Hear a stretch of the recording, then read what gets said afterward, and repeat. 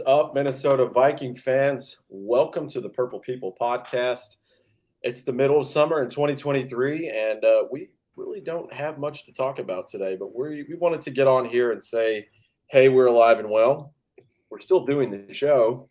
Just don't have a lot of news for you, but we wanted to check in. We're hoping once we get some people in the live here, we can kind of throw around some ideas. We're going to talk about quite a few things today, not Vikings related. So it's going to be a dry episode, but like Kyle West just told me before we started, it's like, yeah, this will be one of the 90-minute shows that we had that we didn't expect. So that's usually how it goes. Shout out to you, Kyle. I know you got a new equipment upgrade. I'm pumped for you. I wish I could do the same. Thank you. I am happy to be here as always. Like you said, I upgraded the computer actually to a laptop, and this is the fanciest laptop I've ever had, and I just got it set up today. So this is my first episode recording on it. I like the camera. I'll get my microphone. I had to buy an adapter for it, but I'll get that hooked up here soon. Also, happy 4th of July to everyone. Still got all your digits? Adam Smith, you still got all your digits here after the 4th of July, then we're doing great. Nowhere near lighting fireworks last night, so we were good. I've seen some of your work videos of other things. I can't imagine a little firecracker is all that exciting. You just said something and a memory popped in my head, and I thought, did I share that with him? Yeah. Some of the stuff that definitely would have gotten me in trouble a long time ago. Yeah. No, it was fun. Yes, sir. I hope everybody, like you said, had a great 4th. I spent it drinking with friends. I was in a pool all day yesterday. I am disgustingly sunburned, if you guys can see. The sun won. I had sunscreen 8 feet away from me, and I didn't use it. So I'll be paying for that this weekend. It's your own damn fault, man. I don't feel bad for you anymore. It really is. Charlotte, I hope you and Jonathan are here. Speak of the devil, it pops right in. Thank you guys for always tuning in. We appreciate y'all. Today's episode, I mean, we're going to highlight like 1 or 2 Vikings-related stories. We just wanted to get on and get a show in because we haven't done one in a few weeks. But there's no news. There's literally no news in Viking land. So we wanted to say, hey, we're still here. We're still making, content eventually. But basically, I'll just get it out here in front, and then we'll see what Adam's been up to the last couple of days. Training camp's at the end of the month. I had to look up the dates last night. I know the players are out on vacation and doing stuff with their families because I named the episode after one. This is 523, Bradbury's and Cream. I ran into Garrett Bradbury at the airport, and he thought I was a crazy person. I am positive. Well, you a little bit are, so that checks out. You know what? I would argue with you, but I would be wrong and not honest there. You're right. How is it that you're in what? You're in North Carolina, and you've met 2 Vikings players at the airport? Yep, Adam Thielen last month, and then Garrett Bradbury. Yes, we did, DJ. So, yeah, I was down in the office, down in baggage claim for us, and I just happened to be scrolling social media. The dogs are on a very quick work rest cycle. You do 30 minutes to an hour there. You take an hour break, let them rest up, get in the air conditioning. And I'm scrolling Facebook, and this is like 2 weeks old, but it's like, happy birthday, Garrett Bradbury. Of course, I like it. I'm like, oh, cool. He walks by me 15 minutes later, and I call his name out, and I was like, that's Garrett Bradbury. So, yes, I do work at the airport. I don't know if that's a joke, if you didn't know, but yes. Long story short, he's very nice. I showed him my lanyard. He's like, oh, cool. But, yeah, he's an NC State, North Carolina State alum, and I think he's actually from Charlotte. That checks out. That's why he's back home. And shout out to him. His wife is actually a very, very talented artist. If you go through the depth of Instagram, she's got her own page. She does very intricate, detailed drawings. She does a lot of stuff Viking related because he's been there going now into his 5th year. You should check that out. So shout out. Thanks for the photo, man. But I'm long-winded enough. Adam Carlson, how are you, sir? I hope you're doing all right. I was hoping that his internet had held just a little bit. Adam has a little bit of a lag today. The internet is not. Oh, there we see he's got the 5 digits still. Charlotte, you can't trick me like that. I'm like a little puppy. You throw something this way, I'm not good after it. Oh, what have you been up to in this last little break, Adam? I know we haven't done a lot of content creating on the channel, but we're going to get back to it.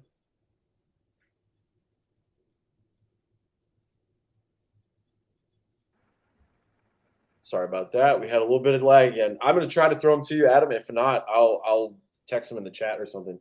Just trying to see what you're up to on the last break.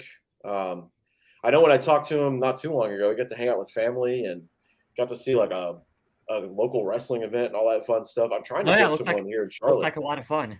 Oh, I can't wait. Yeah. Yeah, let's get rolling. Kyle, let's start. Let's talk about what you had mentioned before because I found that to be interesting. If you guys have been fans of this channel for any number of years, I know for me, I back in the day, I don't really follow them anymore. I haven't listened to them in a very long time, but 2017, 2018, 2019, I was very hard up on the Dan Levitard show. Oh And yeah. they made their split from ESPN, and rightfully so. They had some words to say about how that company is ran, which any major corporation, you're going to have some complaints from the worker bees. But Right. ESPN has laid off a lot of on-air personalities, and I'm not sure if it's because of monetary issues or if that's a direction they're going just as a whole. But it was pretty crazy. There were some big names that were on that list. There were some big names and there were some surprises to me.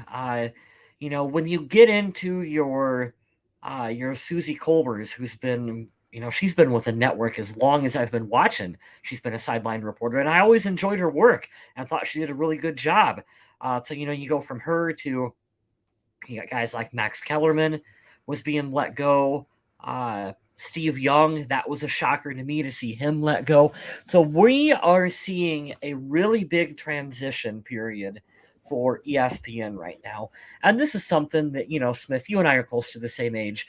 So, I'm curious if you had kind of the same sort of relationship with ESPN that I did. Because when I was in high school, when I got home from school, you turned on ESPN and there was that whole block of programming that like I would just watch nonstop every week. I'm talking about Around the Horn, Pardon the Interruption, Sports Center. Like that was that unbeatable block of ESPN. And then somewhere along the line, like I just stopped watching.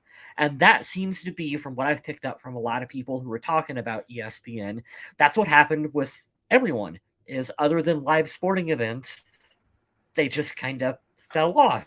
So it seems like the staff that they've laid off, they have to find a new identity for themselves. And I think with them bringing on Pat McAfee, you're seeing the channel try to reinvent itself a little bit. So maybe that's a positive. Yeah, I agree. I grew up, especially since he's sort of a local guy here, especially like the Raleigh Durham area. But I love Stuart Scott, Scott Van Oh Pelt. yeah. Yep. Colin Cowherd was with the ESPN back in the day. I remember watching that. You mentioned Pardon the Interruption and Around the Horn. PTI was great. Around the Horn was great.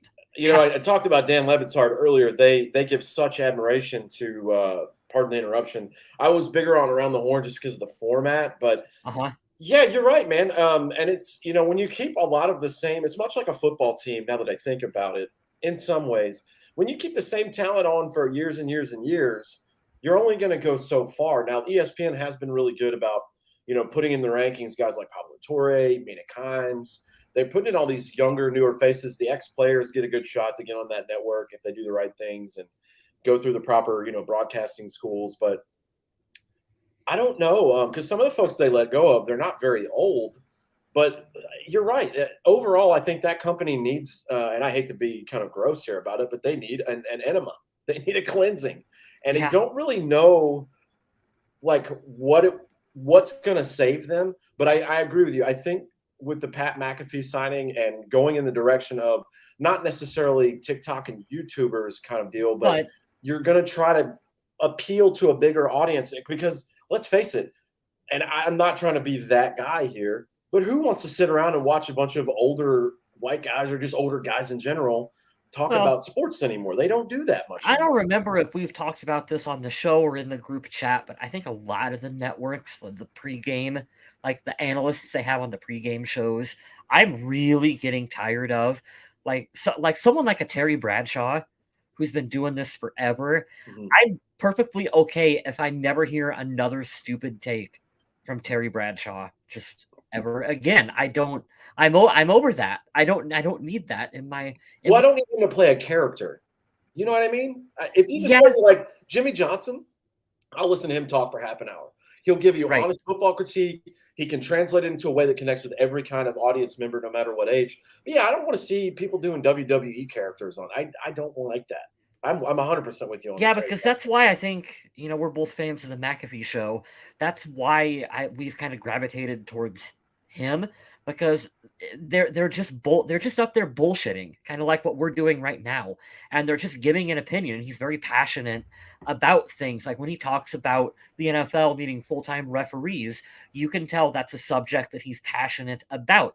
And when you have someone like we'll continue to pick on your Terry Bradshaws of the world, or who's the analyst for ESPN that I hate? The quarterback for the Lions that stepped out of the end zone. Dan Orlovsky. I hate Dan Orlovsky because he is so obviously playing a character. Yeah, when it shines through that easily, it's kind of Yeah, tough. I like him on the McAfee show because, and it's mostly to because Pat's credit. He'll bring out a good conversation with Pat. I think the Pat McAfee show, just because why I love it is the enthusiasm he has behind the guests that are there. But like he has Ian Rappaport on. He's probably the most boring person I could think of to talk to, but he has information that we want. So right. Pat he'll dress it in a way, like he's picking on him like the kid, a dork in class or something, and they go back and forth. Like it's fun that way. But yeah, I don't know, man. I don't want to make it political or anything too, but ESPN has been It very, very staunch in the way that they believe and project some certain things too. And I'm not saying that's the reason why these people are getting laid off, but circling back to why they need to find a new kind of face and a new kind of idea to refresh it. It sucks because they're tied in with the Disney name, so they have to succeed or it's going to be a massive failure. So right. I'd hate to be in that war room to be like, we got to make ourselves relevant again. I don't know how they do that, but McAfee, being a part of the crew certainly doesn't hurt. It's interesting because it's the future of the company, Pat McAfee, and kind of like the Manning cast. Like we're gonna we're gonna make fun of the football program because that appeals to the TikTok kids. And I know you guys like the Manning stuff more than I do. I tried it a little bit and I'm like, this is not I can't watch a football game like that. So I don't quite know, and I don't know if they know what they're doing either. I can take it in small spurts, and I hate that the internet has done this to my brain, but because we take such bite-sized clips now, when they have a highlight of that where they make a joke together, because like Peyton and Eli together are funny, but I Right. don't want to listen when I'm watching a game. I don't want to listen to their conversation. I can't. I I tried love it. them I can't. together. I would listen to like, ESPN does those docu-series on all the sports things that they want. Like they did the Tom Brady one, the Last Dance, all that stuff. That was great. But in that setting, like if I'm trying to watch a game, I don't want to hear their corny stuff. Like their corny stuff is good in a certain setting, but not on Monday Night Football. I hate that with a I passion. will So I would take it as a pre-game segment. yeah, We all tune in 45 minutes before the game, and that's a 5-minute segment of those two doing their thing. It would be fine by me. But I know it's really popular with a lot of other folks. So what do we know? We're just old folks yelling at the cloud right now. Susie Colbert is one that like she'll be picked up immediately by Fox Sports or someone else as a sideline reporter. She's really talented, and that one really surprises me that they would let her go. this was 5 days ago. I'll just click on this and then we'll transition to a different topic here. But I'm going to bring up the list of these because some of these names were a little shocking. Like you said, you mentioned Susie Culver. I love Jeff Van Gundy. He's very good at what he does. Jalen Rose is very good. Keyshawn Johnson, I'm going to shit on you so hard here in a couple minutes when we talk about your list the other day. Mm-hmm. Max Kellerman, I mean, I didn't have a problem with Max. I didn't Can we particularly like him. can we pause on Max Kellerman for a minute? Sure. So my dad is a huge boxing fan, To this day, he still watches, but I don't even know where he finds it on television, but he still finds boxing to watch on TV. So I remember Max Kellerman from before he was with ESPN, when he would do like, I think it was HBO Sports, HBO Boxing, and he was an amazing, when he is himself, he is an amazing analyst, especially boxing. I was excited to see him get on ESPN, and then it immediately turned into, you need to fit into the Stephen A. Smith and the uh, Skip Bayless role of, now you have to play a character and you have to have these stupid takes. And he's one that I feel like they ruined because he had to fit into that stupid mold. And I hope they get rid of that mold. Yeah, I feel like he was going to be the villain on any of the shows he was on, anyways, because he was kind of the corny white dude. But I have seen, I know what you're talking about from the boxing side of it, because Yeah. I'm a very big UFC fan, and they're in the same neighborhood. Mhm. Yeah, I wouldn't turn on anything because Max is there, but if he's there, I'm not going to be the reason to turn. If that makes any sense, I'm pretty neutral on him. But Jeff Van Gundy, Jalen Rose, Keyshawn Johnson, Max Kellerman. You mentioned Susie Colbert. That's a big one. Matt Hasselbeck and Steve Young, Rob Ninkovich. I mean, there's three plethoras of NFL, like, not only talent but experience. Hall of Famer Steve Young. I mean, he's one of the Rob greatest Ninkovich, quarterbacks. Super Bowl Yeah. champ. Matt Hasselbeck was in the league for a long time. He's very good.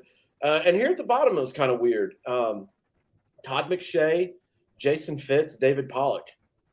I've seen those guys around forever. Like, who is going to give you better draft out analysis than Todd McShay? Like, literally anyone. I don't, that's kind of what they're known for. And I'm sitting here thinking, okay, if it's in your title that you're the worldwide leader in sports, you would want to have as many people under your umbrella. But when you let these guys go, like, the thing is, I think most of these people are going to get jobs elsewhere because they still want to make money and still be involved in the sport that they're associated with. So it's like, you're going to give away these free agents to the other companies. Then you're going to have a bunch of cowherds that go to like Fox or CBS or whatever. It's really weird. I wish that I knew the reason behind it. Like, I want the honest reason. I don't want to hear because, well, we're trying to save money or whatever. Like, whatever. But yeah, we're here. We're here with you, Charlotte. Don't like anyone's opinions during the game or hear any of that. I know. I like a traditional play-by-play.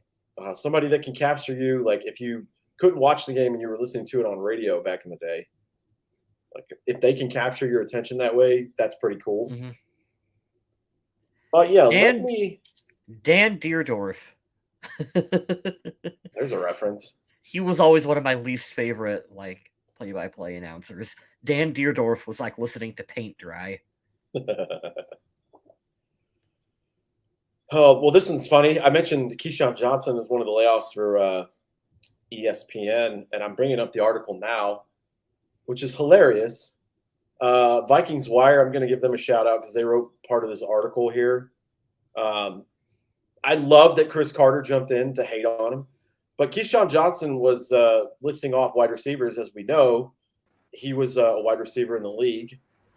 And let's talk about the wide receivers that you would rank 1 to 5. And he just happened to leave off one Justin Jefferson, which I think is pretty funny.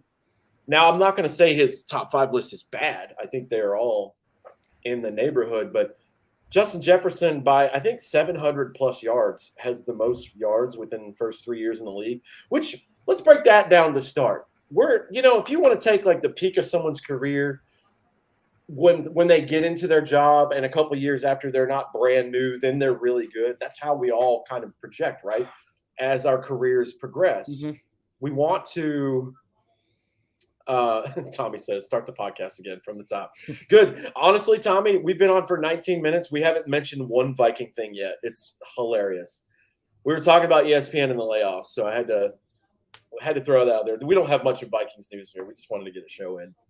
You're pretty much filled in now. I'm going to poop on Keyshawn Johnson now, so we'll start that up now. But, yeah, going back to my point, if you start in a career field and then you slowly get better and then eventually you have a prime of your career. Now, obviously, with the NFL, when you're doing stuff physically, your prime is a lot shorter. But if you were, a project analyst or you were an accountant or something, you could be at the top of your game for 15, 20 years. My point being, I bring up the Justin Jefferson stats because he did this as a rookie going in, and he's only going into his 4th year, and he has almost 5,000 yards. Yeah, As it's it's unreal. insane. It's so weird.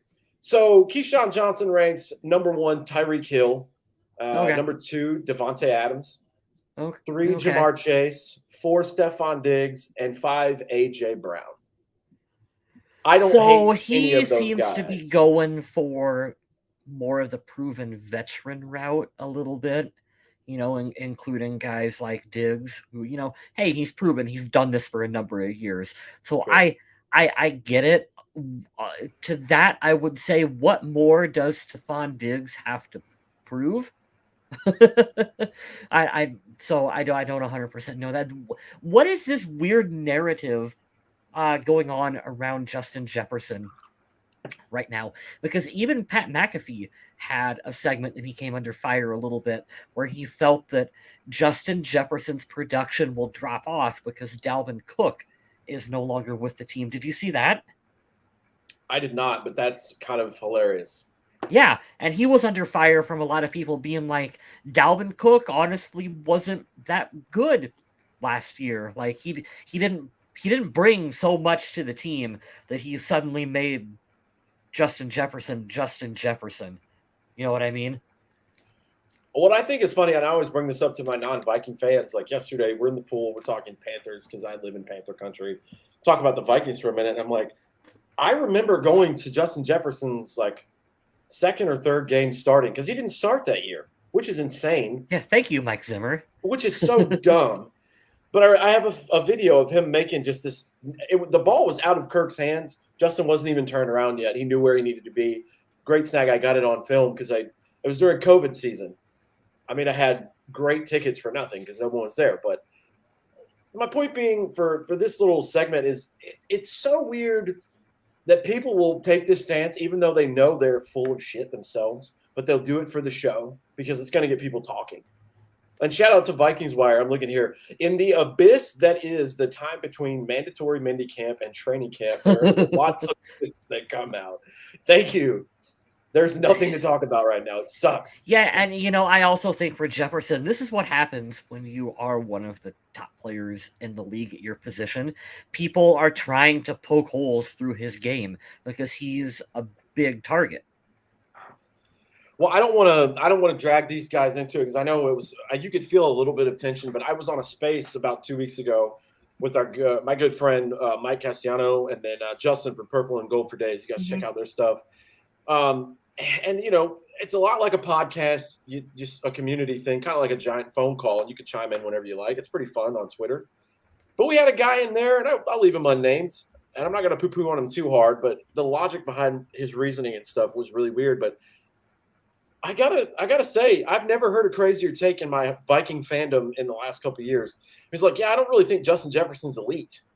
And we were all like, okay. That's a bad take. So why do you think that? And he goes, well, if you look at the games when we need him the most, he got shut down. It was like, oh, you mean the game where the entire team got destroyed? It was singularly Justin Jefferson's fault. He goes, well, no. He's like, look at the Eagles game. I mean, you just got to double team him and he gets shut down. I was like, oh, you mean when 2 human bodies are on you the whole time, the game gets really hard? I was like, I figure that's like that for everyone. Why don't they double and triple team BC Johnson? Yeah. We asked him these questions and set him up for failure, and eventually it just got to like outer space with the nonsense. Well, I don't really think there's any elite receivers in the NFL right now. I'm like, well, I hate to tell you this, man, but you're dead wrong, and we can't really take you seriously anymore. But it's not the first one that I'd heard recently, so that's why I brought this up today with Keyshawn Johnson and his list. Like I said, Adam, you were popping in and out there. Tyreek Hill, was. Devontae Adams, Jamar Chase, Stephon Diggs, and A.J. Brown. I don't think that's a terrible list, but, I mean, we put our Viking fan bias aside. Justin Jefferson's got to be in the top 5 on anybody's list, correct? I'll be that guy that's kind of like, I want to see a little bit more from him. There are games where he tends to disappear and the team shut down around him, and that was not good at all. But I do believe, too, that is one of the reasons the Vikings not only went out and got T.J. Hawkinson, but why they used a top draft selection on Jordan Addison is so they had those weapons outside of him that they can go with. And that's also why I think the Vikings will find out a way to extend KJ Osborne as well. I love that. See, this is why we need Adam on the show. We get actual football insight. We've been winging it. I know you've been listening in Yeah. spurts. We've been winging it, and Adam just comes in and like writes the shit. He's like, here's why I write for the Vikings. Unlike your bullshit up top. Thank you, Adam. I'm glad that we can hear you now and get you in, because I felt bad for you kind of having to sit and wait. But right. For all of us to tie together, we all three love Chris Carter. He says, "Come on, man! A top 5 wide receivers list in the NFL, and Justin Jefferson doesn't make the list. It's time to turn the channel." I mean, I can't take that very serious. But I wonder how much of that stuff is like manufactured. Like, you're going to cause controversy today, or they come to us. They say, "Hey, we're going to highlight you guys for the day. We're going to put you on ESPN, but here's the script for each of you. You will read this verbatim." And we're like. But we do have to keep in mind that Minnesota is a smaller market team, so Justin Jefferson hasn't been here that long. A lot of people haven't had the opportunity to see what he can really do. It's true. I personally, and this is the only time outside with Adam, I am on the Justin Herbert train. I do think he's awesome. Adam will be the contrarian to that sometimes, and I love it because my little brother is a Chargers fan. But I do believe, and I'll argue this till the day I die, I do believe he got snubbed for Rookie of the Year. Because it always goes to a quarterback, it seems. I feel like Justin Jefferson should have won that. But could have been the Rookie of the Year. He was the Offensive Player of the Year last year. Let's not forget the year before. The Offensive Player of the Year was a Triple Crown winner, Cooper Kupp. I mean, you could give this to anybody. I'm surprised they don't give it to a quarterback like the second best quarterback, because that's all people care about. But this kid's proven that he's going to be – as long as he stays healthy. Man, why would they give it to Justin Fields every year now? We could take the rest of the episode to shit on Justin Fields if you want to. I am all about that. I don't understand the hype around him. I watched it's a cool list. I don't know if the NFL did it or someone else. I can't remember what channel, but it was like the top plays of the year just by any team, whatever. Of course, the Vikings were on there, and Buffalo, and then I think it was one of the end of the 33-0 comeback. But it was a Justin Fields scramble. And when you watch it, just at a glance, if you're walking by like a coffee shop and you see that, I'm like, yeah, that's pretty cool. And then you break it down, because my pessimistic brain just can't not take over and be like, you can't do that every game. You can't make that happen every series or every half. Here's the thing. How many years has it been? And I know Lamar Jackson is out there doing a really good job of it, but we've been saying since Michael Vick, oh, this is the next Michael Vick, and Lamar Jackson is the closest we've got to it, and he's a damn good quarterback. But I mean, this hasn't really happened since Michael Vick, and so I agree with you. He's not consistently going to do those kinds of plays. I don't think it's been to a level we all would be like astonished with, but I will say, to defend Lamar Jackson, he can throw the ball. And he can do it accurately. Now, how often does he do that? Probably want to see it a little more. He does rely on his athleticism, and he's way faster than Justin Fields. Not as big, way faster. But you win an MVP, then we can talk about, yeah, you're probably a pretty good quarterback. You run, but I know that you can throw the ball. I haven't seen – didn't they have that stat? Justin Fields was like 34th out of the NFL in like passer rating or something. It was awful. There was some stat that was like completion percentage that Justin Jefferson was higher than Justin Fields in. That's hilarious. It's unfair because he only threw like 5 passes, maybe. But yeah, I know. Funny. In my mind, I rationalize that too. Where it's like, okay, if Jefferson had a really low number of attempts and probably a really high completion percentage. So, but you're right. That makes it super fucking funny. Yeah, I don't think the Vikings will get much respect until they win a Super Bowl.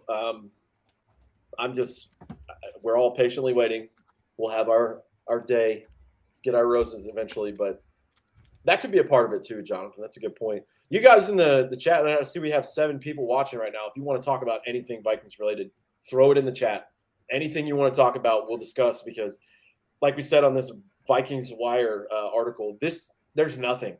There's nothing. So you out guys there. that still have Netflix, remember July 12th, quarterback starts. I think, and I know it won't change nationally, but I think there will be a small percentage of people that watch and see Kirk and they'll be like, dude, he's a nice guy. Yeah. He gets shit on for so many things. I'm like, dude, he's a good person. Why do you hate him so much? You know what my default argument is for Kirk every time is if you were in his situation and somebody overpaid you at your job, like you're good, but you're not like this good, but you get paid this good, you wouldn't turn that money down. None of us would. Right. I hate that so much. Like, well, he doesn't win. Wins her team stat. Well, he's not clutch. 8 fourth quarter comebacks last year. Well, he hasn't won anything big. The Vikings have never won anything big. Well, don't hate the guy. Well, I love that they picked 3 tiers of quarterbacks too. You have the best in the league. You have a good franchise starter, and then you have a guy who used to start, still making his round. Like I love that realm of it all, and I could probably kind of see what Patrick is going to say because he's on top of the world. But I'm very pumped about that, Adam. I forgot about it. Yeah, Mariota might not be a biggest draw, but he's a really interesting guy, and I think there'll be a lot to learn about him and what it takes, like when you're a fringe NFL starter, how that works. I'm excited for the show. I've always been a really big fan of Hard Knocks, even though the luster of that show has kind of wore off. I went back and I rewatched some of the first season with the Baltimore Ravens, and like, holy shit, that Hard Knocks used to be wild and unfiltered, and you watch it now and it's a very different show. But anytime you can get a behind the scenes look at an NFL team, like what this quarterback show is going to give us a little bit on Netflix, yeah, I'm down for it. It'll be fun. Is it a series or is it a one-off like a movie? It's a series. Oh, cool. Mm-hmm. I was just having this conversation last night. I don't watch series hardly ever because it's so much to invest in. The only series I've ever watched at length and nauseum is Entourage. 8 seasons. I loved it. But the most recent thing I've gotten into is Black Mirror because every episode has nothing to do with the last. So I was like, oh, it's like a mini movie. I can do that. I want to be one and done within an hour to 2 hours. But that's cool. I will definitely be checking that out. Mike brings this up. This is a good one. Good subject to talk. So this is the offensive coordinator, I believe, Wes. I forget his last Phillips. Wes Phillips. Yep. Wes Phillips. We have a second year with no drama and no change in there. I'm sure Kirk Cousins is very appreciative of that. That is going to be monumental. Watching a lot of the plays last year, especially like let's take a trip back in time almost a year ago. The week 1 against the Packers. I remember Justin Jefferson going off, and we're like, thank God it wasn't a fluke. But he was so wide open. That brain that Kevin O'Connell has, and then Wes Phillips, he's been in the league for a while too. I'm excited to see what they can do to build on that because I don't feel like they showed their entire hand in all of their tricks last year, so they can only build on that. And Jordan Addison replacing Adam Thielen. Mm-hmm. I was actually going to touch on that for a second because I don't think a lot of us really realized how much of a decline Adam Thielen had last year. There were times when he was just not even part of a play.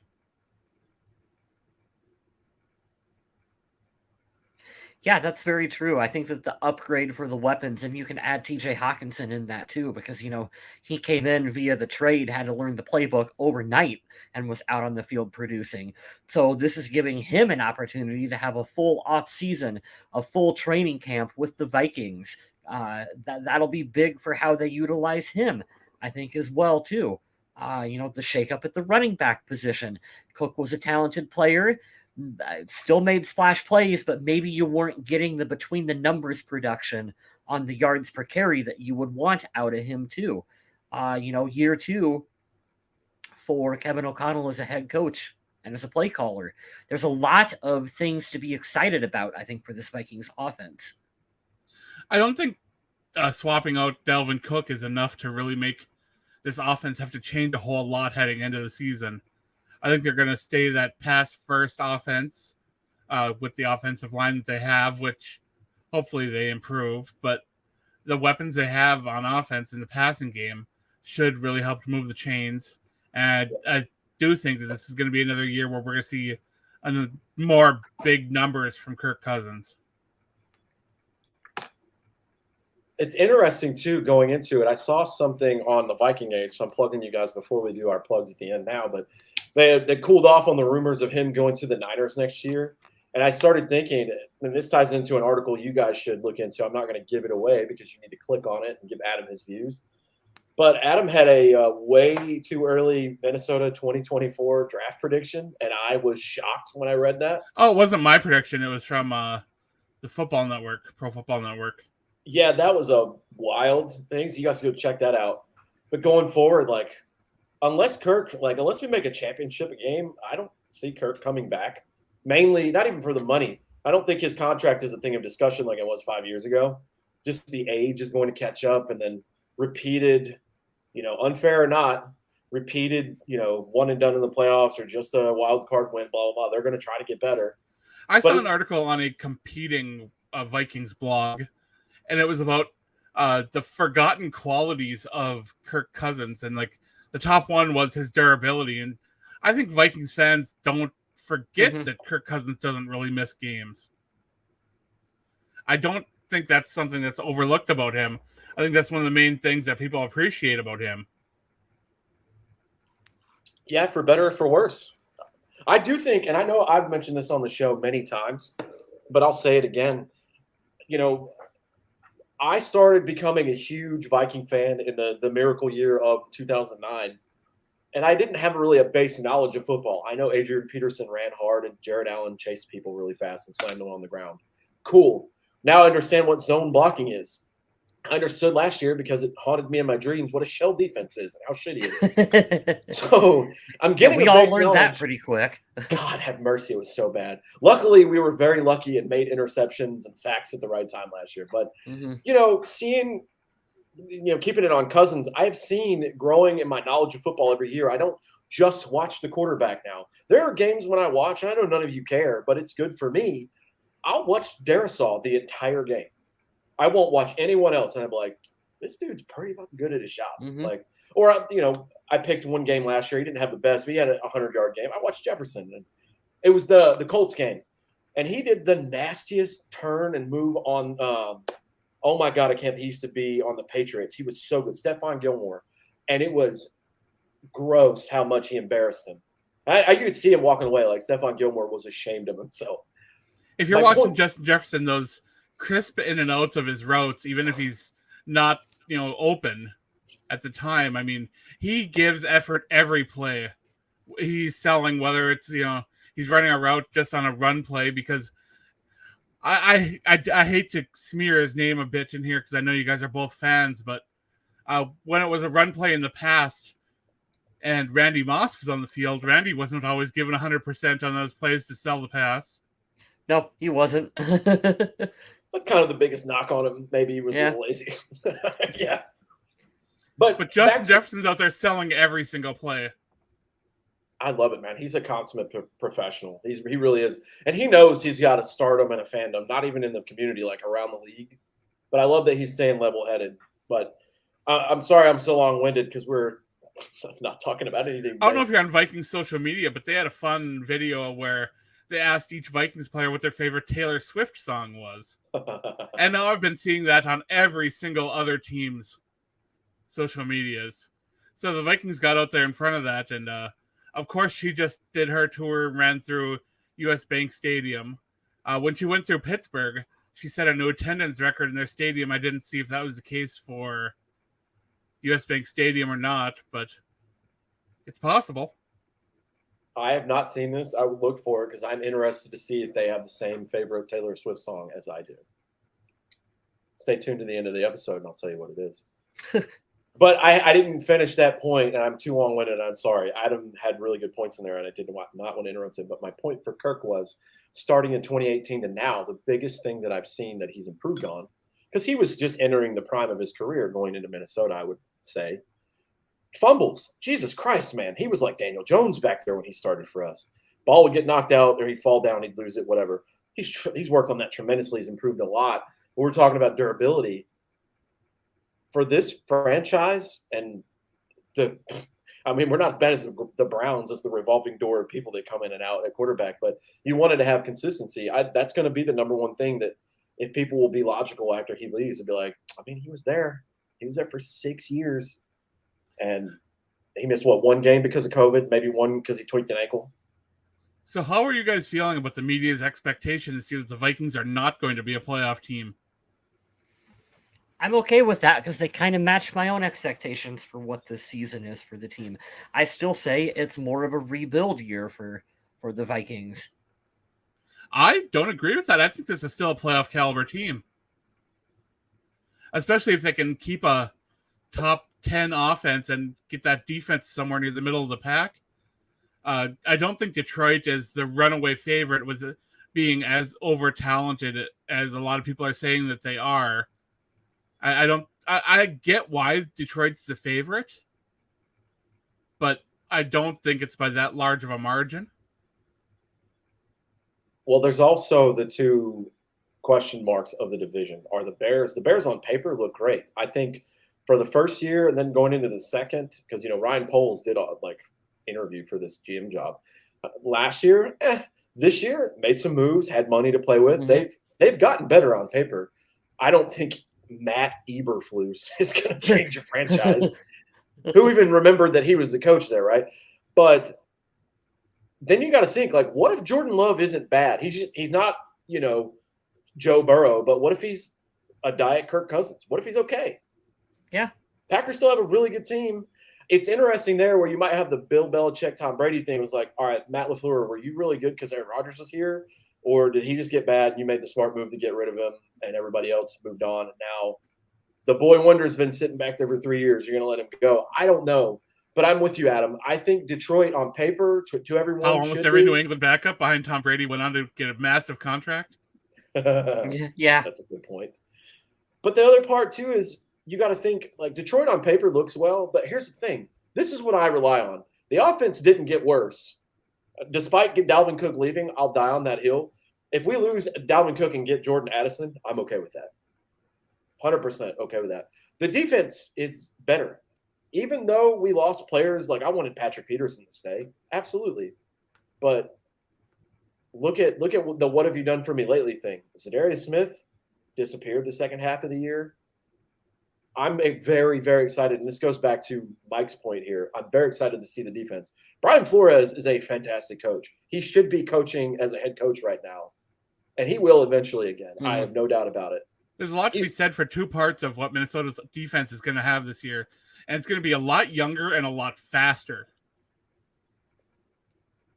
Well, maybe two. I don't know, because he was very vague, which he has to be, in talking about what the defense is going to look like. But hopefully we don't have Daniil Hunter dropping back in coverage anymore. If we can shy away from that, rush the quarterback, let's see if these young secondary players can do what they need to do. I'm okay with it. I'm excited to see what Flores' stamp will be on it, because it was so weird that we won so many games, but the defense was so bad. I still can't believe we had that many wins and a negative point differential. That is insane. It's so wild. Sergio says, I hope you don't hear that during post-game interviews. We aren't playing our full potential after week 10. It's crazy the stuff they'll do to, like, hype themselves up. They've got to do something, but that's funny. Tommy said, we were talking about Kirk earlier. Last time Kirk missed a game, the sickness that halted the world. Hardly his fault. I really feel that this is a highlight enough. He's rarely even listed as having a tweak. I mean, it's a good point. That's a low-key shout-out to the line, too, for him not getting killed every week, even though he is sacked a lot. Yeah, he was third in being sacked last year. That's not good. To have 13 wins and be top 3 and getting sacked, that's crazy to me. That's so weird. Hope and love is Joey Harrington. Those are good. Can't be beaten out of a starting job. Can't beat upset defenses. I didn't see anything crazy good about him coming out of college, and maybe it's just hype because Aaron Rodgers is a good teammate or whatever, but he said every year he's gotten better. If you're learning from that guy, you should probably get good, but I also think you should be on the field. You're not going to beat that guy out for a starting job, so who knows? This division's weird. I feel like we could be really good all around and, like, every team's floor could rise, or this division could be absolute garbage this year. I don't know. It could go either way. Like, I could see Chicago being a 5-win team again. I could definitely see the Packers going from how many games did they win last year? 8, 9? They could go down to 6 wins. I wouldn't be surprised at that at all. But I think we agreed earlier. I think it's going to be Detroit and Minnesota, duking it out for the NFC North. Which I'm happy. I'm happy for Detroit. I'm glad you have I something wouldn't be to look forward surprised to see to. the team that doesn't win the division be a wild card team. Yeah, I agree with that. What else do you guys have in the chat? That's pretty much all I had on the docket today. We wanted to talk about that. There was more Stephon Diggs drama in Buffalo a couple weeks ago, which I found to be hilarious. I don't understand what that kid wants. I know you want to win a Super Bowl, but Jesus Christ. He had in the last 3 years, because he got there the same year we got Jefferson in that trade, he has 350 receptions in 3 years. It's absurd. I want to be a more part of the team. Sir, go to Kansas City if you want to win then. Take a massive pay cut and go play with Mahomes. I don't know what to tell you. He wants to go to Dallas to play with his brother, right? Why would you downgrade? That's the thing that I can't understand. Yeah, but it's the Dallas Cowboys. It's America's team. It's Jerry Jones. It's a huge media market.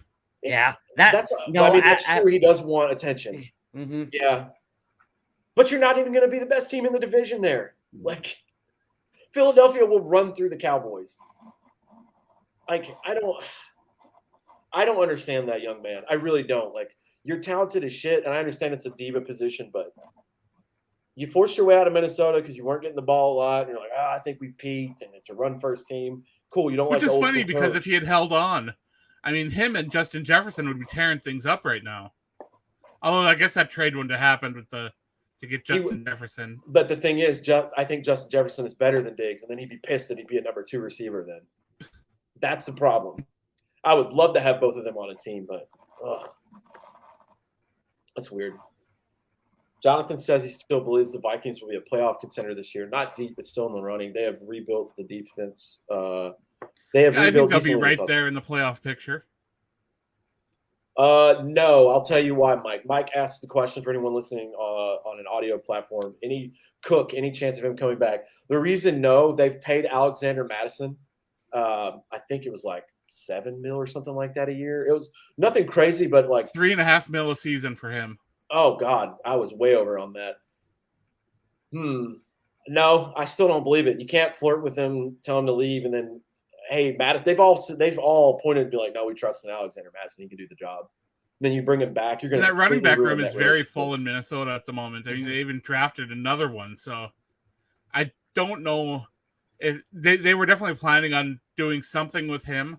I think if they could have worked out a better way to decrease that cap hit, he might have been able to find some way to stick around. But now it's really starting to look like possibly New England or Miami is what the rumors are. Dude, if I were him, I'd go to Denver. That'd be a great place for him to shine. I think Russell Wilson will have a resurgence there. Sean Payton will run that place great. He needs a good back. See what he did with Alvin Kamara in New Orleans. But he's going to hate life if he goes to New England. You're not going to be the best team in that division. Buffalo's going to win it. Aaron Rodgers, you're going to have to play against him twice a year again. And Miami's not bad. But do you really want to play in New England in the winter? No. As a running back? No, I don't want that. No. Miami would be the perfect homecoming for him, but I don't know their roster. I know they have a starting running back, but that'd be a fun team. Miami's got a lot of guys. That's the thing. They do. I like their coach. I think he's a good players coach. I just feel like if they had a better quarterback, it'd be all right. I have nothing against Tua, but I feel like he's 2 concussions away from being in a wheelchair forever. I think he should really protect himself. I'm not kidding. That kid. Yeah, he's got to be careful. Scary last year. I'm legitimately, as a human, worried for his health. He'd probably tell me to shut up, but that was tough. But no, Mike, we talked about this on the last episode or the one before that when Cook was the rumor was waiting. We were waiting for him to get released or whatever.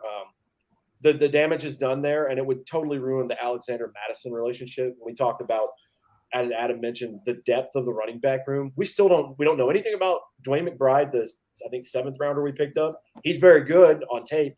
Don't know anything about him. We haven't seen Ty Chandler in any running back capacity in a regular season game. Mm-hmm. Kenny Wangwu has been return specialist. He's been good. Since he's entered the league, he has 3 return touchdowns, which is pretty good. But and he's one of my question players of can you get a package together for him to get him on the field? We don't know. Is that even something that the Vikings are interested in doing? Maybe, because now you don't have Dalvin Cook that you're paying a large amount of money to, that you kind of you have to get him your touches. You can split those touches up between some of these other players and see what you've got out there, what you can get from them out on the field.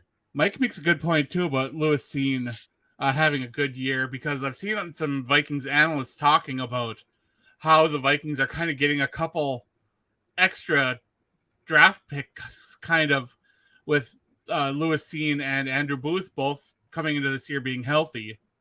Mm-hmm. So they're going to need some contributions from those guys, and really, I'm not 100% sure what to expect from either of them. Yeah, I don't know either, Adam. Barring injury, I think Lewis Seen is going to tremendously help the defense. I still don't expect Steen to start. I don't either, but at some point he's going to make an appearance because, and I think we're all in agreement here. If I'm speaking for you and I'm incorrect, tell me your feelings. But this is the last year Harrison Smith's going to be on this team. He's getting old. I'm not saying he dropped off because he's getting worse, but there was some miscommunication last year. He dropped off a slight bit. I just can't see. I can't see. He got used, like a lot of players, incorrectly in that defense last year. And I really think Harrison Smith wants an opportunity to go out with him playing his best game in a system that suits him more. He wants to go out on a high note. I agree with you. I think this is probably his last year in Minnesota, and he will retire a Viking. I don't think that he'll do that odd thing of, which is dope. He's going to right? be Chad Greenway of the going to play for Seattle for a year. Oh God, don't do it! Don't you dare! Don't even talk about it. Right. Go to Vikings West for 2 years. Yeah, Lewis Seen, Mike, to your point, he's my most anticipated player for this year. Even Jordan Addison and what he'll contribute replacing Thielen. I want to see what Lewis Seen does, because his tape from that first championship that Georgia won, he's a thumper, and he was quick. Straight line speed is amazing. I want to see what he does, and what better way to turn it around from an injury and a very crappy defensive coordinator to Brian Flores. He'll teach him a couple of things, which is great. Are you guys surprised that there hasn't been a lot of movement at all on Danielle Hunter? This feels like a story that's going to unfold quick when we hit training camp. Like, we're going to find out, is he going to hold out? Oh, shit. Like, that'll be our big thing. Like, oh, it's training camp time and Danielle Hunter's not here. And what are the Vikings going to do? And I feel like we'll know one way or another pretty soon what their plans are with him. This is tough, Adam, and this is a good point that you bring up, but I don't know his age. I'll look it up really quick, but with the way the team... 28, I think. Yeah, let me look it up real fast. With the way that this team is being built by Kwesi and Kevin O'Connell, I don't know that he's going to fit that mold. And for Hunter, I think it's less about the age and more about the wear and tear on the vehicle. So he is 28 years old. He will turn 29 just before Halloween. He's born on October 29th. So this doesn't fit the mold that Kwesi and Kevin O'Connell have for a younger, faster core. I do think he's the best edge rusher on the team, no doubt. I don't think anybody would argue that, but I just don't know. And here's the thing. We've had people on this show, especially on Twitter, they're a little delusional, not necessarily you guys on the show, but a lot of people on Twitter are like, well, let's just go trade him for a first. Ain't nobody trading a first-round pick for Danielle Hunter. You can go get somebody way younger for a rookie deal. Not happening. I feel bad for him because even though he did sign and he ultimately had to have had the verbiage and someone there to tell him and translate the jargon that is in a contract what it is, he signed it. He didn't get paid as much as probably he was worth. Rick Spielman tried to get ahead of that and pay him a little bit more than what he thought he would get, and he agreed to it. But now I feel like, yeah, he probably knows he could have made more money.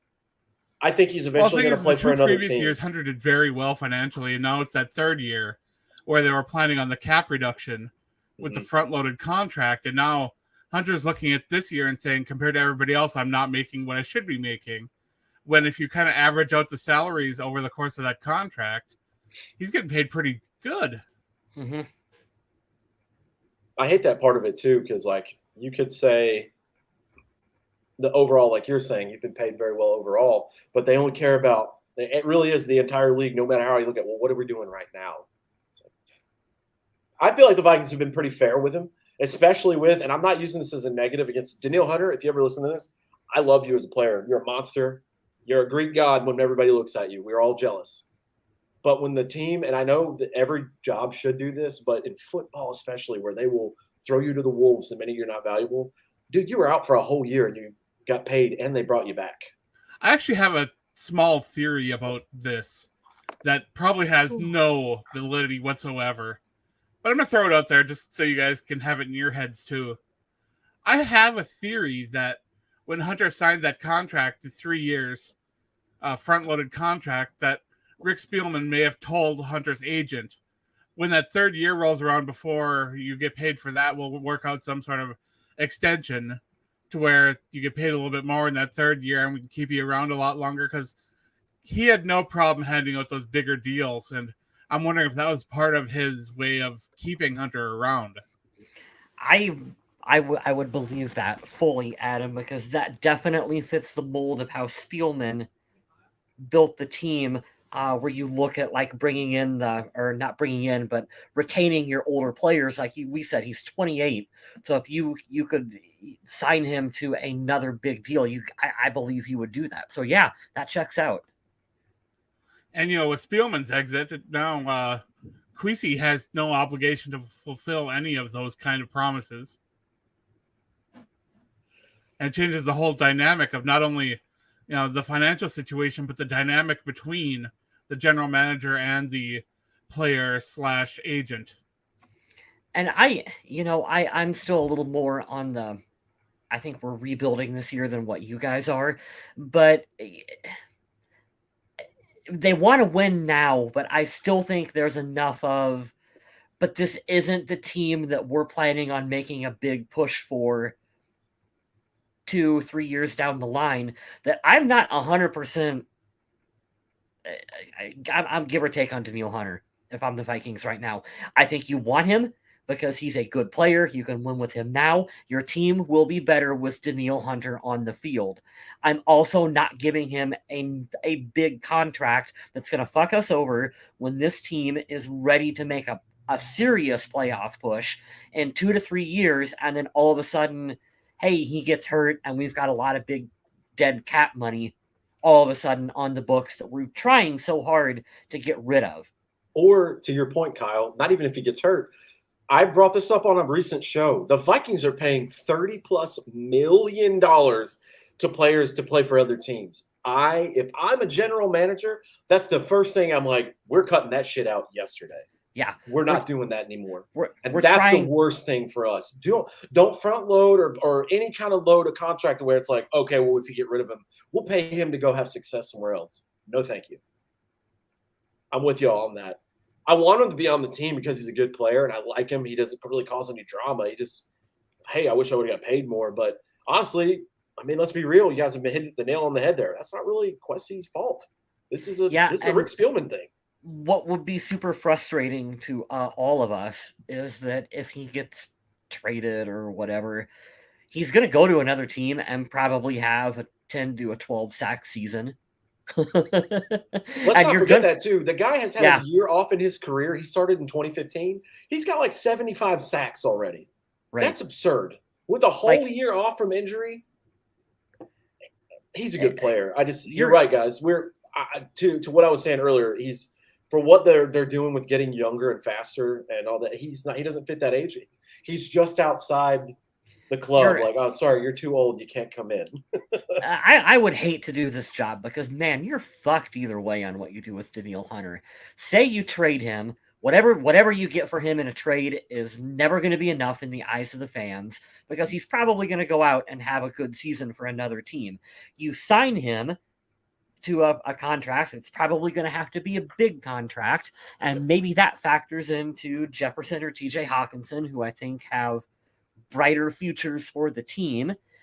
And you're also setting yourself up for a potential failure if he gets hurt or if he hits a sudden decline. Like it's really hard to win on what to do with Daniil Hunter. Yeah, it's tough there. I had a point there. I was trying to jump in and I forgot because Charlotte's thing made me laugh. We, like the podcast and the listeners, aren't getting any younger and faster. The Vikings defense, however, trending in that direction, which I enjoy. They did take some gambles. Like the guy from New Orleans, he has proven nothing. But I'm hoping that he breaks out and has a great year. He said, and I mean us. Yeah, perfect. I'm excited for these players that we have kind of like a redo or a mulligan. Andrew Booth got hurt. I'm excited to see what's the other corner? Caleb Evans. He's had some bright moments. I'm excited to see Lewis Seen. Like, this could work out if they all show up and they play to their potential. And obviously the big thing is injury. We don't want that to happen. Hey, Smith, I don't know if you saw that video of John Randall when he was promoting that event with Chris Carter in Minneapolis, in Eagan, before training camp, where you can pay $100 and you can rappel down the Omni Motel there at Viking Lakes. I'm 100% out on that. Jonathan, you were an Army veteran, and you probably did a little more of this than me because I was standing at gates and then, playing with dogs most of my career. I've rappelled once in my life, and I'll just show you exactly how this went on my phone. This is the building, and I'll use my white shirt for a reference. My vape is me. I stand here, and they say, don't go too fast or you'll fall completely backwards. When you get here, hold and push out with your legs. And I went,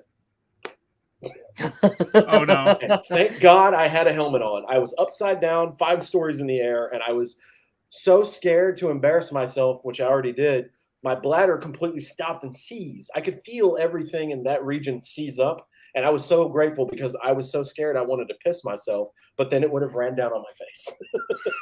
That's terrible. It's the worst.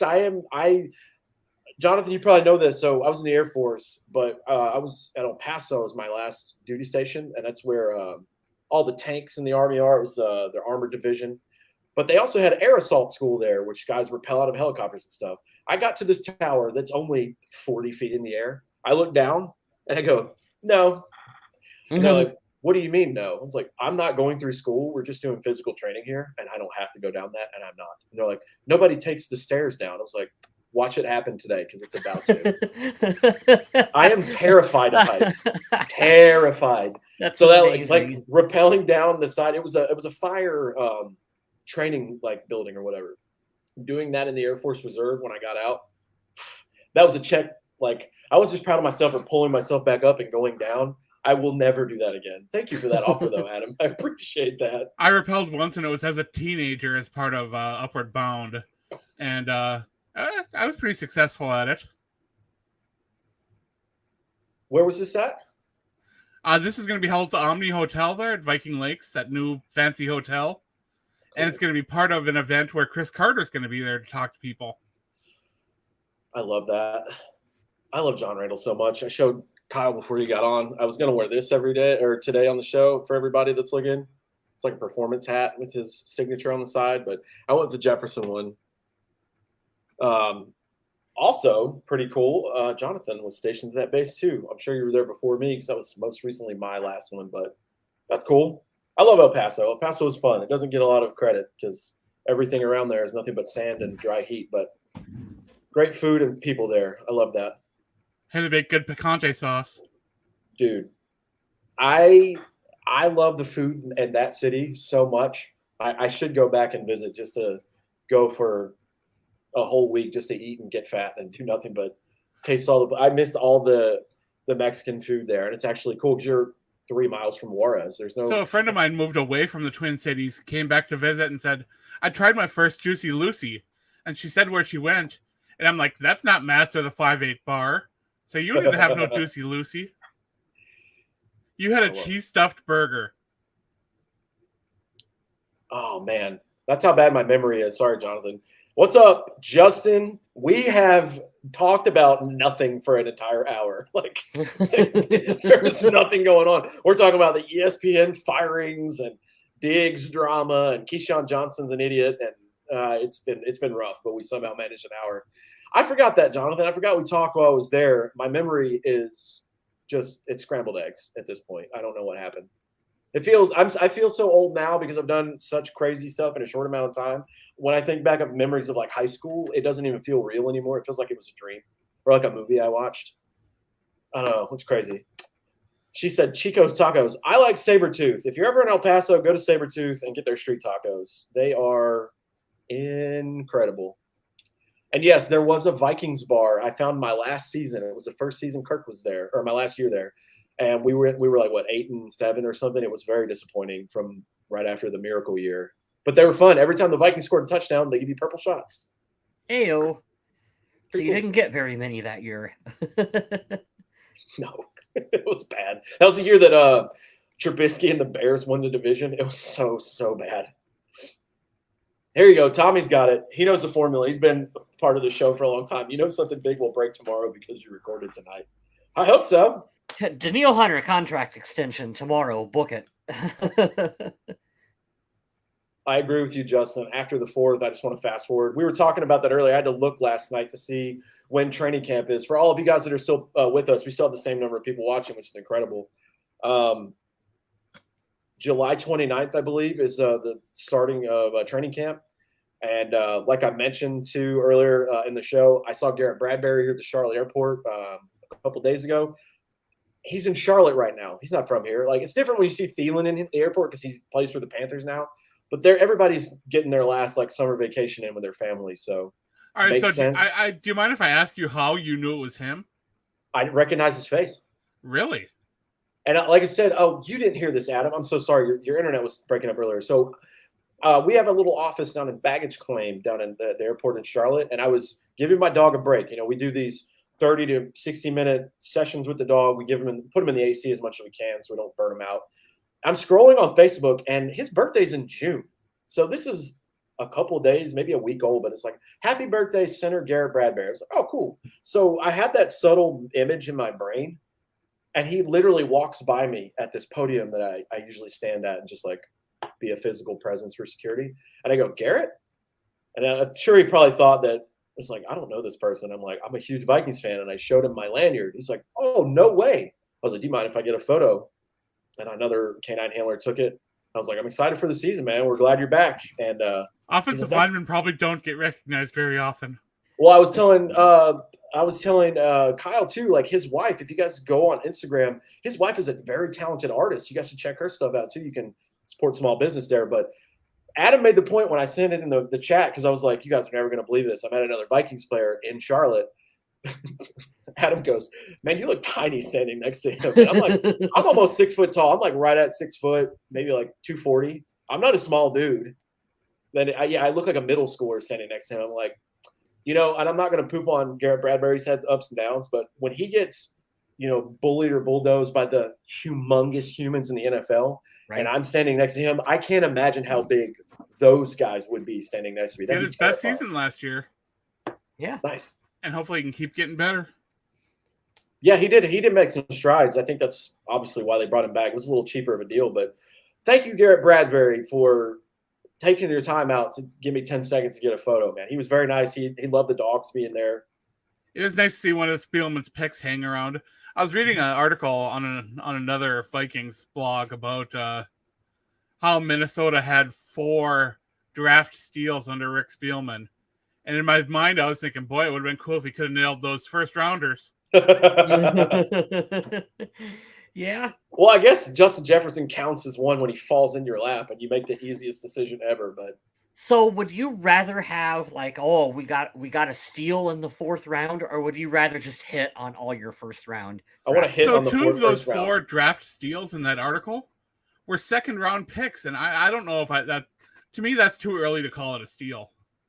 You ought to be able to have a really solid draft board through the 1st and 2nd rounds. I agree with Adam. I don't think it's a steal in rounds 1 or 2, unless a player has really fallen to you in the. Well, I mean, there's always exceptions. Like Randy Moss was a steal in the draft because he fell to us, or even Adrian Peterson was a steal in the draft. Right, you could make those arguments, but yeah, most of the time when you think of a draft steal, you think of a late round pick that just turned into something. I think of like Stephon Diggs. That's a steal. He didn't have the biggest height and the fastest time, but he's what was a 5th round pick. He's like top 5 wide receiver. That's a steal. But to your point, Adam, I mean, if we're looking at this is where my brain goes with it. Blue chip talent is 1st round, like perennial Pro Bowler, like All Pro a couple times. I'd rather have that than some guy that's like, hey, we got him in the 7th round, but he was on the team for 10 years. Fuck that. I want the 1st rounder who's going to be awesome. You know what I mean? I mean, I'll take both, but that's like you. I feel like you build a championship team around first round picks, and if you hit on like a, if you hit on like a fifth rounder, hey, that's a bonus. It is that. I mean, that's the true test of good GMs when you can nail the later rounds. Like if you have guys that are good contributors and they come in the fifth, sixth, seventh round, that's good. But you gotta. It's such a crapshoot in the first round. We've talked about that before. Like you see guys that are in college, they're like, you think, oh, this translates, they're going to be surefire, and then they're very underwhelming, and they're out of the league in 5 years. Like that's the worst. That's hilarious, Tommy. You outdid yourself this show. I appreciate you. Justin, glad you had a good one. And I feel that I will show you, like I showed everybody else. I tried to battle the sun yesterday, and I lost. So I was in the sun in a pool. I was in a pool for 5 straight hours yesterday, which I haven't done since I was a teenager. That'll do it.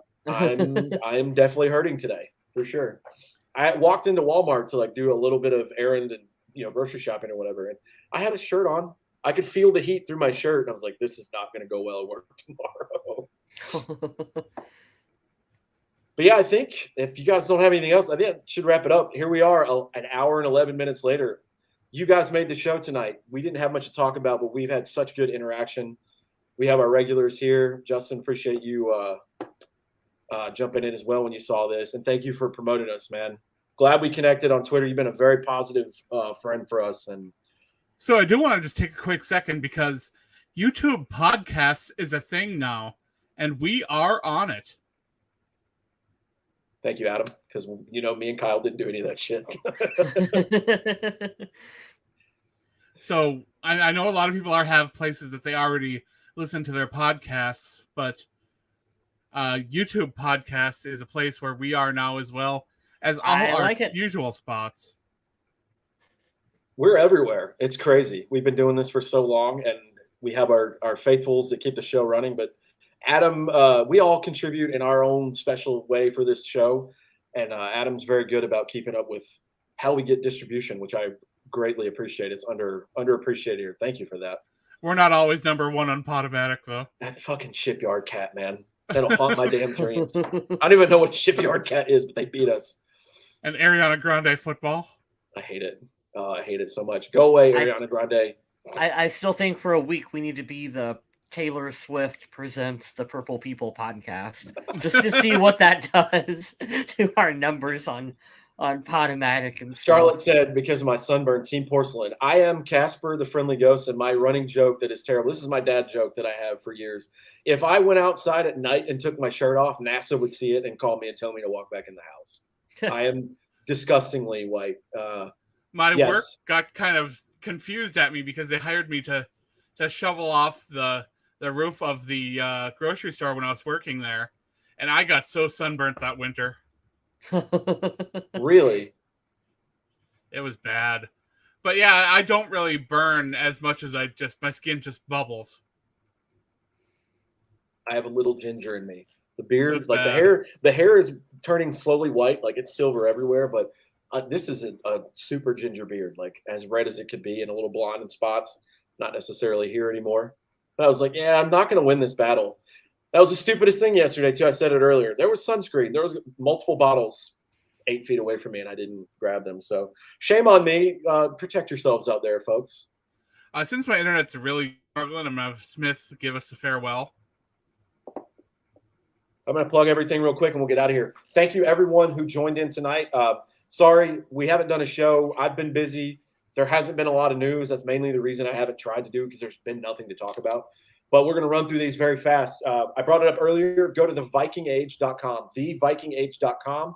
You can find Adam Carlson's work there. Click on those articles. Adam, I tried to go today to talk about the draft pick you discussed, and I couldn't find how to comment on there anymore. So I see the website has changed. Yeah, commenting has been disabled. Okay, cool. I'm making sure I'm not crazy. It just got too toxic, I guess. Yeah, I could see that. And I think a while back, you had to have them approved at some point, right? I do believe we had someone at Fansided who took care of that, but at least now it's not something we really got to worry about too much. But I still appreciate shares and things like that. we'll try to get that, and if I can make a mental note to start doing it regularly instead of a couple weeks and fizzle out, we'll start sharing your stuff on our Facebook page. Go to our Facebook and YouTube page, Purple People Podcast. Especially if you're watching on YouTube and you don't do this already, and I hate to be that guy, but you have to do it in 2023. Subscribe, hit the notification bell. If you have the app on your phone, the YouTube app, as soon as we go live or I schedule a show like I always do, it'll let you know when we're going to be up there. Or if you go on your homepage of YouTube the day of, it'll tell you, hey, we have a show tonight at this time. I get it for Justin's show, Purple and Gold for Days, every time they're going to have something in the future. So like and subscribe. Go to the Facebook will send you a notification too once you schedule a show. That's true. I forgot about that. I haven't gotten on Facebook today. If you want to look at other Adam Carlson work or befriend him on any of the social media websites, follow him here. He's got some good humor that goes unappreciated, so give him a follow. Kyle West is here at Vaguely Square. Yeah, you can check me out over on Twitter, assuming Twitter hasn't limited the amount of tweets you can see for the day. I don't know if you guys heard any of that drama, but that website's going in a direction, and it's the same direction that sub went down to the Titanic.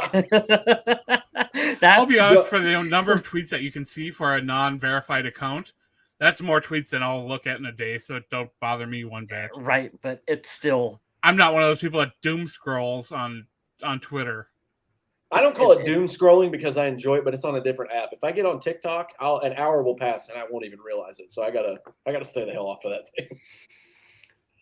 Yeah, that was a good joke, Justin. Kyle, you get kudos for that. Everybody get on Twitter and tweet Kyle West and tell him never to shave his beard again. He tried out his new laptop today, and I messed with him when we started. He goes, hey, I need to make sure it works.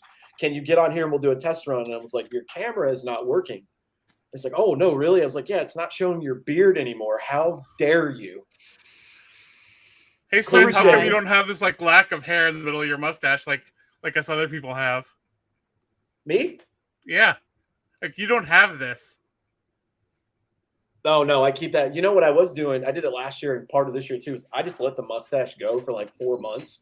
And I wanted to keep it because it looks awesome. But, man, the interference with food is a big issue with that. There's too much information, but, I'll keep it. We'll see how long I can keep that going. Kyle West sells his photography and also Purple People Podcast merch at the link below. So you guys should check that out as well. Mm-hmm. He's got some damn good photography stills. Very talented photographer, and Iowa doesn't deserve you. All right? Thank you. And as always, I'll throw myself in last there. My Instagram and Twitter at NCDogDude. You guys can hit me up there. I only have one more show left until I move, so I'll post music later. But my album is all but done and written. We are going to start the recording process late August, early September. So I will promote the hell out of that once we get closer and things finalize. But that is the end of the show today. 523 Bradbury's and Cream on the Purple People Podcast.